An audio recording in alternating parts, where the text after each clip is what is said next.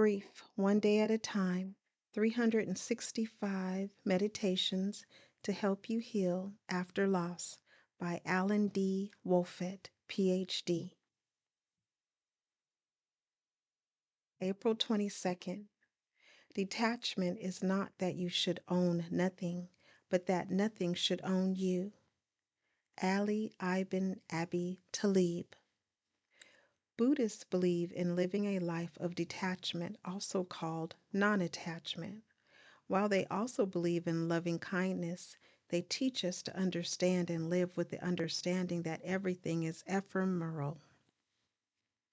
Buddhists strive not to have expectations. They work on relating to the world and what is happening as it is, rather than as we wish it could be. When emotions arise, they teach that we should feel them while also knowing that they will pass. When we practice detachment and grief, we allow ourselves to think and feel what we are thinking and feeling. We also feel comfortable expressing what we are thinking and feeling. We live our lives having relinquished the illusion of control. We enjoy the good things in the moment, but don't concern ourselves with what will happen next. We experience our grief without allowing it to own us. Today I will live and love and grieve and mourn. April 23rd. My Lord God, I have no idea where I am going. I do not see the road ahead of me. I cannot know for certain where it will end, nor do I really know myself, and the fact that I think that I am following your will does not mean that I am actually doing so. But I believe that desire to please you does in fact please you, and I hope I have that desire in all that I am doing. I hope that I will never do anything apart from that desire, and I know that if I do this, you will lead me by the right road, though I may know nothing about it. Therefore will I trust you always, though I may seem to be lost and in the shadow of death. I will not fear, for you are ever with me, and you will never leave me to face my perils alone. Thomas Merton. If statistics are to be believed, most, but certainly not all of us, believe in God. For those of us who do, our faith can be a comfort in our grief. We may not know what's ahead, but we work to trust that a force much greater than ourselves is watching out for us. In this, our hour of our need, another way to think about God is as love. Instead of praying to an omnipotent God, we could pray that we will follow and trust in love.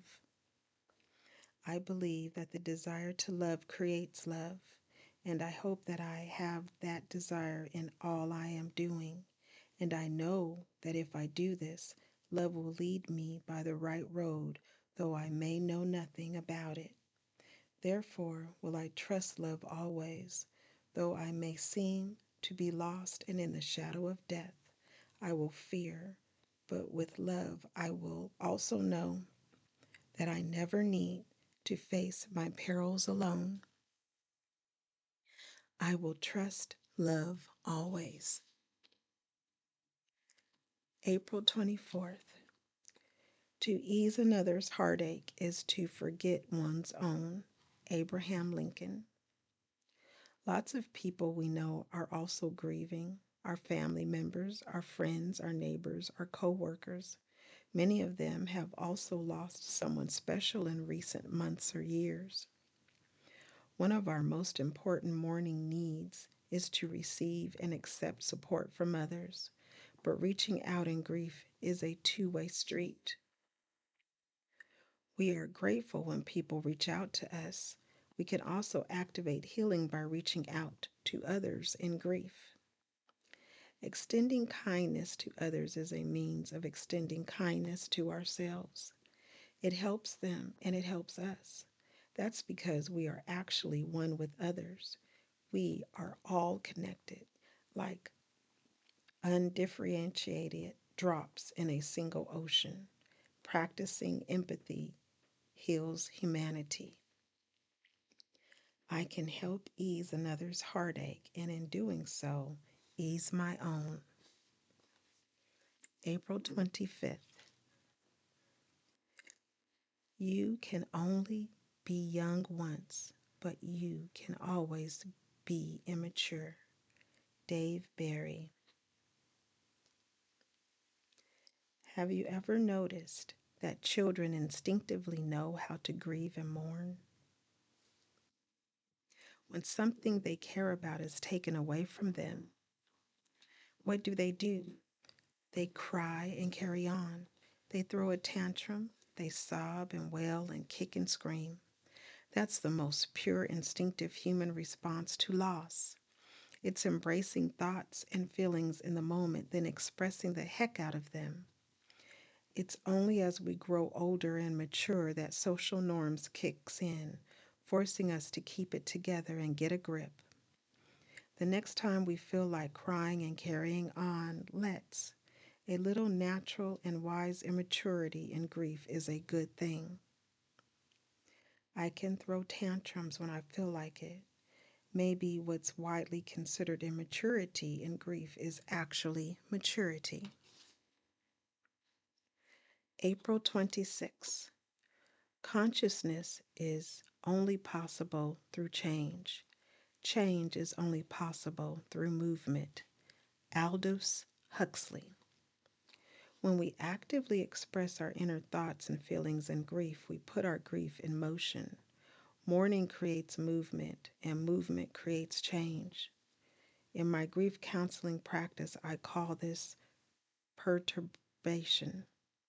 Basically, we perturb our grief by talking about it, writing about it, making art about it, or expressing it anyway. We give it a nudge, we bother it, if you will. Perturbation makes our grief interact with life, and it is this interaction that over time changes. Perturbation might initially bother our grief, but eventually it softens it. The meditation reads, making my grief active, giving it movement, allows it to change and soften. April 27th. Feelings come and go like clouds in a windy sky. Conscious breathing is my anchor. Thich Nhat Hanh. I'm a big proponent of feeling feelings. That's because over the years, the thousands of mourners I've counseled and learned from have taught me that when they embrace their feelings instead of avoiding or denying them, the feelings begin to soften. It's a simple yet magical alchemy. But sometimes our feelings of grief can be so overwhelming that in that moment we need to calm them. If we don't, they'll literally knock us down. When this happens, we can turn to deep breathing. Breathing slowly and deeply is one way to turn off our stress reaction to our strong feelings and turn on relaxation. Sit or stand and place your hands on your stomach. Inhale slowly and deeply through your nose, letting your stomach expand as much as possible. When you have breathed in as much as possible, hold your breath for a few seconds before exhaling. With your hand still on your stomach, exhale slowly through your mouth, pursing your lips like you are going to whistle. By pursing your lips, you can control how fast you exhale and keep your airways open as long as possible. When your lungs feel empty, start the cycle again by inhaling and exhaling. Repeat this at least 3 or 4 times. Notice how much calmer you feel already. The meditation reads, when my feelings overwhelm me, deep breathing can help calm me. April 28th. Instead of seeing depression as a dysfunction, it is a functioning phenomenon. It stops you cold, sets you down, makes you damn miserable. James Hillman.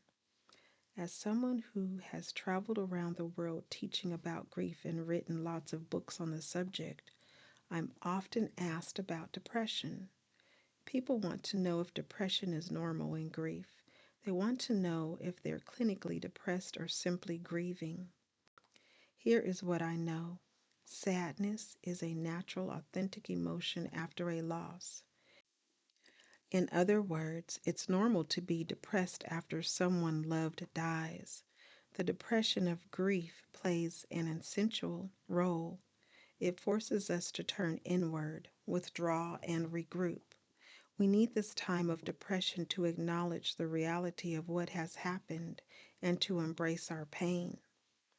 Our difference between clinical depression and the depression of good grief is that clinically depressed people tend to feel pervasive, ongoing hopelessness and a low sense of self worth. Another is that grief softens over time while clinical depression does not. If you think you may be clinically depressed, please see a therapist or physician. Not only does clinical depression put you at risk for a number of additional health problems, it will also likely prevent you from moving forward in your journey through grief. The meditation reads, if I think I might be clinically depressed, I promise to call today to make an appointment with a licensed therapist or physician. Please like, share, and subscribe. And remember that you are not alone.